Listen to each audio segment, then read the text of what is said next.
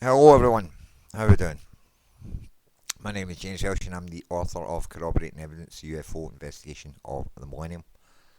We are going here to astronaut photography of the Earth website, which is a gsc.eol.nasa.gov. So NASA is the source. And what we're going to do here is we're going to frame 66. And in my next video, after this one, we will discuss what these yellow lights are. So, for the time being, we're going to be talking about this. What is causing this? And what is causing this? With the partial double reflection of the support bar for the HST. So, here we are looking at the image. And we will open it up. And we will see that there is a striping going on at the bottom of the image. What could be causing it? Well, on May the 4th, 2022, I turned my attention to this very specific problem, this enigma that I faced for the last 10 years and hadn't got round to figuring out. But May the 4th, everything changed, and that was all due to my knowledge of what was going on in frame 59 with regards to the alien entity seen with the reflection of the support bar on the window of his craft, which is seen here. And then if we go further down the image, we will see the actual support bar that holds that solar array in place there as a reflected in a sort of V. So we have that there, and then we have that support bar running up. So I had this frame professionally cleaned up at the start of the year, and when I got the result back, I instantly turned my attention to the Astronauts Photography of the Earth website to double check if the reflection of that support bar was seen on the original image. And here is the rendered copy with the reflection of the support bar clearly seen in the reflection of that window. So, because I now knew this at the start of the year about the reflection of that support bar being seen in frame 59, when I turned my attention on May the 4th, 2022 to this striping, I started to think about this striping, and then I realised that this was actually all one colour, and what I was seeing here was the reflection of the meshing from the lower solar array, which is being cast onto a solid physical surface. So with that, I then remembered this double imagery, and this was always put down to some sort of double exposure or whatever, but I could never put my finger on it. But on May the 4th, all that changed because I knew about the reflection of the support bar for the HST on frame 59. So I'm going to now cut back to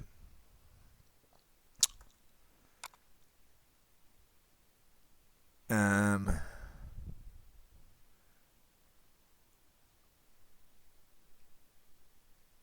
going to now cut back and show you frame 69 after it was edited way back in 2012. So this is an edited copy of STS103-734-69. Nom nom nom, coffee.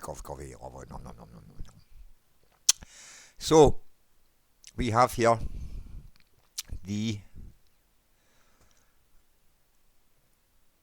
light source seen in frame 69 of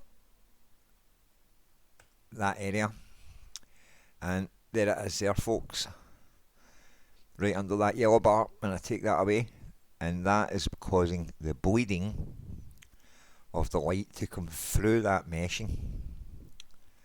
So light is being seen coming through all the way along, right from here all the way along to here, and it's all coming down here. So if we jump to frame 66, we see that same bar behind the solar array, and if we look at the copy of frame 69 there, we will see that the support bar for the HST actually comes down here, like so. And so this has got nothing to do with that. This is a solid physical object which is still docked alongside Discovery, as seen in frames 58 and 59. So there they are there side by side, and you can see that that is in the black and white. I'll take that image away, the yellow bar. So you can see there that it's a lot more prominent, and especially with the line from the solar array coming over the top of it, you can see very clearly that there's a bit of depth of field between the two of them, and that is obviously something which is tucked behind the Hubble Space Telescope in this image. So this was just to show that frame 66, 67 and 68 all show signs of a structured object, which is docked beside Discovery. In order for that shadow to land, it has to be landing onto a solid structured surface. And here you can see the reflection of Canadarm on the glass of this craft. So just to point all this out, so there's your source of your lights, and it's the light coming down, as I say, at an angle on this, and as I say, it was coming down at such an angle that it's just boom, all casting right onto that. So I'll bring this over the top of this, and you can see there that that is what is going on there. That is light being cast onto a solid structured surface. And as I say, the partial double reflection up the top, we've already accounted for that because we know that this is also seen in NASA frame 59. So I just wanted to point this out, and there's the torso of the entity up against the window in this photo, and we can tell that because we can tell from the anatomy learned in the other mission photographs 58 and 59. Just want to check my time, 8.5 minutes. So let's get a quick peek at hopefully one of these alien entities here, and then we can run a comparison.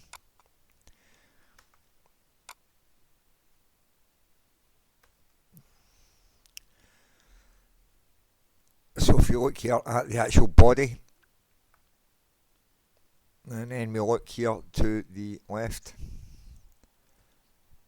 top left, and you can see that wispy blueness coming around there, and I will try and pull that up. That's not what I want. There we go. So you can still see that in frame 66. You can see parts of that body there. So from there you can pretty much make out where that alien is, and at some point I will run a match, an overlap with these. So that's it for the time being. I've run out of time. Well, I've got about 30 seconds, so I'll keep that clock there so I don't lose the time, and 22 seconds. So from the details available on the body of Adam in frame 58, we can get a rough idea of what is going on here in frame 66, 67 and 68 with this alien entity still looking out our window. So that was this presentation. Cheers.